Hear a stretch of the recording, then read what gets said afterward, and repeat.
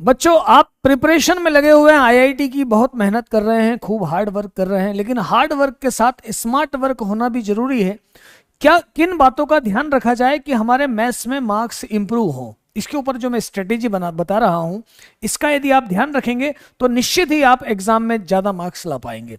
जैसे कि सबसे पहले आप क्लासरूम में जाते हैं, क्लास लाइव अटेंड करते हैं, पूरे नोट्स देखते हैं, पूरा लेक्चर देखते हैं। उसके बाद उस लेक्चर का, उस नोट्स का रिवीजन बहुत जरूरी है। मतलब डेली रिवीजन, रोज रिवीजन, डेली रिवीजन होना चाहिए।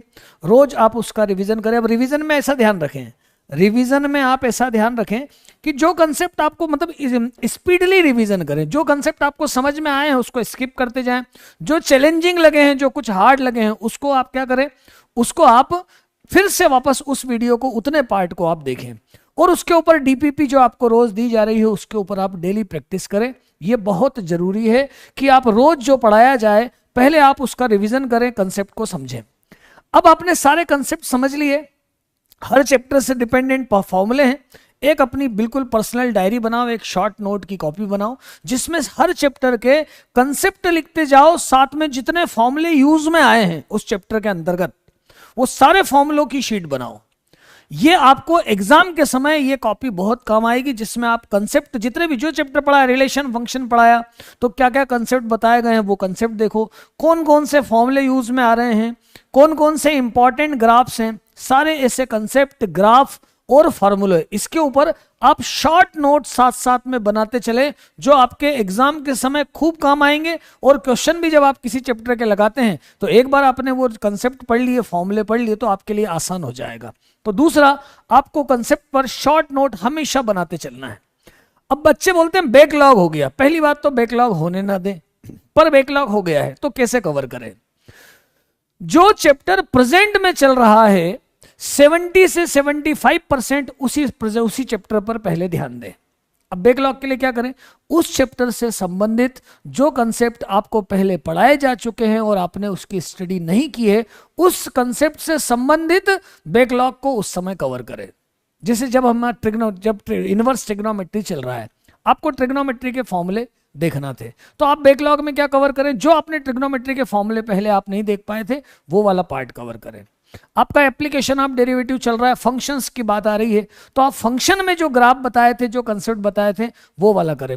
मतलब पैरेलल वर्क करने के साथ साथ, मतलब जो प्रेजेंट वर्क है उसके साथ साथ बैकलॉग को धीरे धीरे कलेक्ट करें, तो आप देखेंगे कि धीरे धीरे आपका पूरा बैकलॉग कवर होता चलेगा। ये बहुत अच्छी स्ट्रेटेजी है, जो एक के बाद एक आप हर चैप्टर के साथ जो आपका बैकलॉग हुआ है, जो आपको नहीं आया है, उसे आप करते चले। अब क्वेश्चन सॉल्व करने की स्ट्रेटेजी, बेटा सबसे पहले तो एक आप ऐसा कंसेप्ट बनाओ कि 1 आवर में, 1 घंटे में 20 क्वेश्चन आपसे बनने लग जाएं, अटेम्प्ट होने लग जाएं, पूरे सॉल्व हो, सही हो नहीं हो कोई बात नहीं, लेकिन आप ऐसी प्रैक्टिस बनाएं, बीच में आप क्वेश्चन से स्किप भी कर सकते हैं। यह प्रैक्टिस आपको अभी से बनानी है। 1 घंटे में मिनिमम 20 क्वेश्चन, इसकी आप हैबिट डालें। आपसे क्वेश्चन छूट जाए बाद में उसको आप भले ही कवर करें, आप स्किप करें, लेकिन आपका ये रहे कि एक क्वेश्चन में ही ज्यादा, क्योंकि एग्जाम में भी ऐसे ही होता है, आपने एक क्वेश्चन में ज्यादा टाइम दे दिया, फिर क्या हुआ, फिर जब दूसरे क्वेश्चन जो हमें सरल थे, आते थे, वो छूट गए, तो वो वाली चीज वहां गलती नहीं हो, उसके लिए प्रैक्टिस अभी से शुरू करें। अभी से आप टाइम के साथ टाइम मैनेजमेंट बनाएं। फिर उसके बाद क्या होता है, क्वेश्चन कुछ बड़े बड़े हैं, उसमें 2-3 कंसेप्ट लग रहे हैं, तो आप उस क्वेश्चन को टुकड़ों में करें।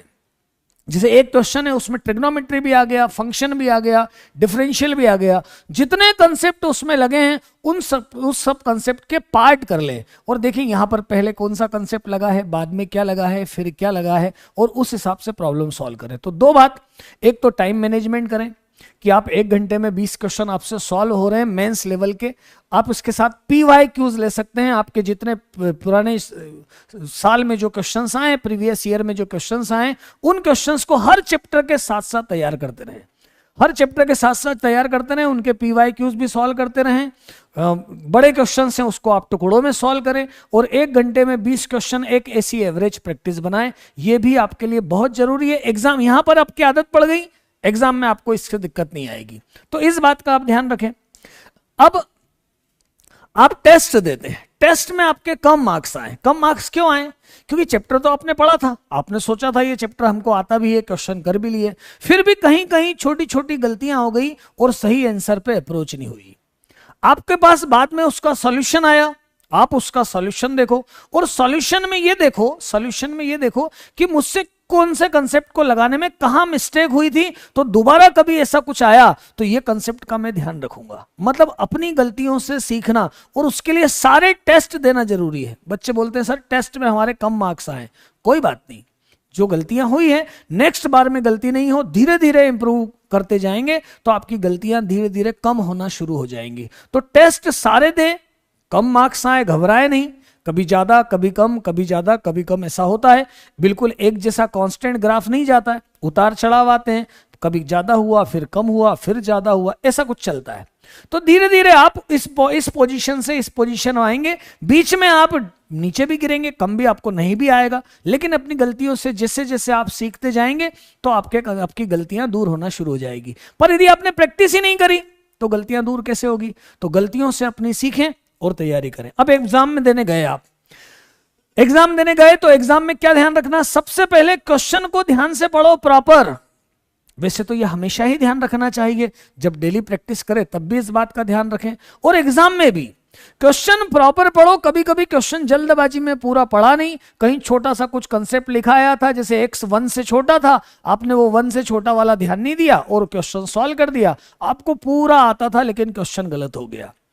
तो रीड द पेपर, बिल्कुल कंसिस्टेंसी के साथ अच्छे से उसको रीड करें, क्वेश्चन पेपर को, क्वेश्चन को ध्यान से रीड करें, फिर उसको सॉल्व करें। यह बहुत विशेष बात होती है, इससे बहुत सारी गलतियां होती है, बच्चे प्रश्न ध्यान से नहीं पढ़ते हैं। तो अब आप इसके बाद ये देखें कौन सा चैप्टर का वेटेज ज्यादा है, किस चैप्टर से ज्यादा क्वेश्चन अधिकतर पूछे गए हैं, किससे कम क्वेश्चन हुए, उस हिसाब से हर टॉपिक को इंपॉर्टेंस देना शुरू करें। जैसे कैलकुलस से बहुत सारे क्वेश्चन आ रहे हैं तो कैलकुलस को आप ज्यादा करें। आप खुद देख सकते हैं प्रीवियस ईयर के पेपर्स में किस चैप्टर से ज्यादा क्वेश्चन आए हैं, जिससे कम आए हैं, इस तरह से आप उसको, कौन से चैप्टर आसान पढ़ेंगे, किससे क्वेश्चन मैं इजीली कर लूंगा। तो वेटेज का भी ध्यान रखें कि किस चैप्टर का कितना वेटेज है, उसको भी नजर में रखें। पर इसका मतलब ये नहीं है कि जिनके वेटेज कम है वो चैप्टर आप छोड़ दें। चैप्टर कोई सा भी नहीं छोड़ना है, क्योंकि कभी कभी होता है कि जो चैप्टर हमें कठिन लगता है उससे क्वेश्चन सरल आ जाते हैं। तो वेटेज का ध्यान रखते हुए आगे बढ़े। और फिर उसके बाद जब आप पेपर देने जाएं, अब आपने पहला क्वेश्चन लिया और पहला क्वेश्चन आपको समझ में नहीं आया, आपसे गड़बड़ हो गई, आप मचल गए, आपका जो है कंसंट्रेशन पूरा वीक हो गया और आप घबरा गए कि ये पेपर तो मुझसे नहीं होगा, और जो आगे आने वाले सरल क्वेश्चंस थे वो भी आप अटेम्प्ट नहीं कर पाए। तो कूल रखें अपने आप को, नहीं आता है क्वेश्चन छोड़ दो, उसको आगे बढ़ जाओ और फोकस रखो कि मैं सेकंड वाले, उसको भूल जाओ, बाद में होगा, बाद में टाइम मिलेगा, उसको हम देखेंगे।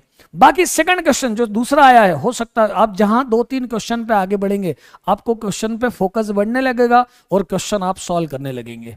तो इन बातों का बेटा यदि आप ध्यान रखते हैं, इन बातों का यदि आप ध्यान रखते हैं तो निश्चित ही आपके मैथ्स में मार्क्स इंप्रूव हो सकते हैं। और आप इसी तरह से तैयारी करें और अपना मैथ्स इंप्रूव करें। Thank you so much, all the best.